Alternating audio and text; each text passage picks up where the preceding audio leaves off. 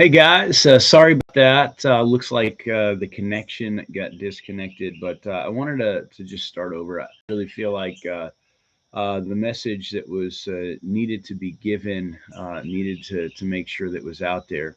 And so we're here in Second Peter, going Second Peter chapter 2.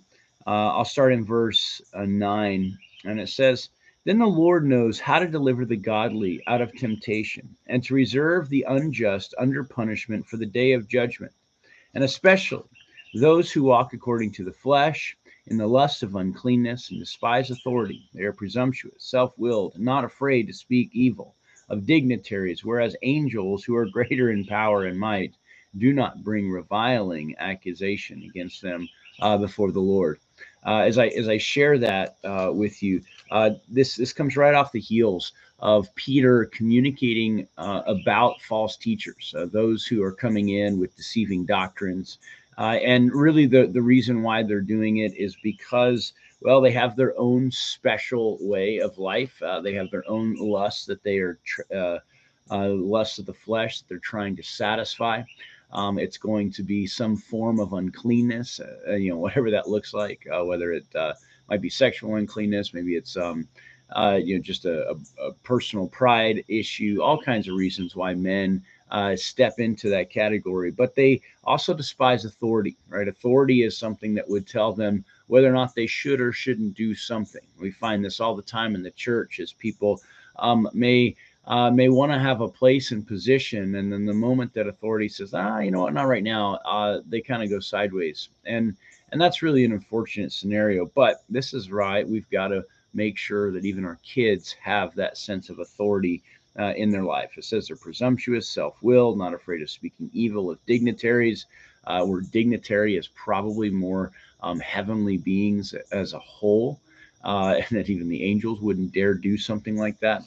But in a bigger sense, and just this is really what I think is important and the message that needs to get across, was the start of that in verse 9. It says, "Then the Lord knows how to deliver the godly out of temptation and to reserve the unjust under punishment for the day of judgment." So we see God is working to deliver those who are truly righteous, the godly, those who have been set apart by Him for His purpose and have placed their trust in Him. What an incredible thought, first of all, that God would choose to deliver us out of that temptation, that this is something that we can hold fast to, we can be assured of. However, what is the basis and method of that deliverance? That's what I really want to talk about, and this is pretty interesting, how the deliverance takes place, especially in light of all the people who would say, there's this special deliverance ministry that's going on, which I believe are just straight up false teachers in that specific regard. How's God delivering the godly out of temptation, out of struggle, out of things in which they're facing? And what examples did He use? He used Noah and He used Lot. Noah was delivered by his faithfulness to serving the Lord. Over time, his faithfulness allowed him to be delivered from a perverse generation that would have clearly been oppressive, would have been something that would have gone against everything in which Noah had set his mind and his heart to do. In addition to that, we also see that Lot was delivered as well. Lot had found himself living in Sodom. Living in Sodom meant that he was going to be inundated with all the sin of Sodom, that every sensual nature, everything that they were doing would have permeated every bit of Lot's life. And we found yesterday that even righteous Lot, his soul was kind of tormented by all of the things that were going on in the city. However, he could have chose to deliver himself by just leaving the city, but instead he stayed, and in God's great mercy chose to deliver Lot and his family out of the grips of that entire city.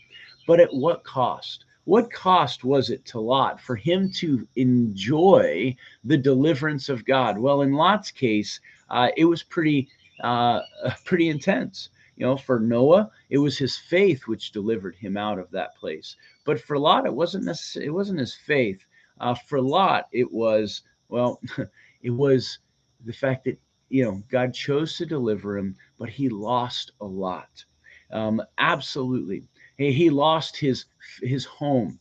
He would have lost possessions. He would have lost the relationships in which he had developed in that lifestyle there in Sodom, whether they were good or bad, it didn't matter.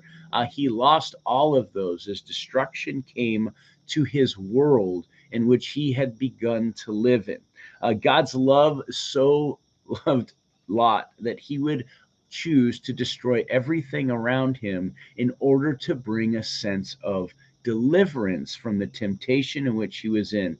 Not only did he lose that, he also lost his wife.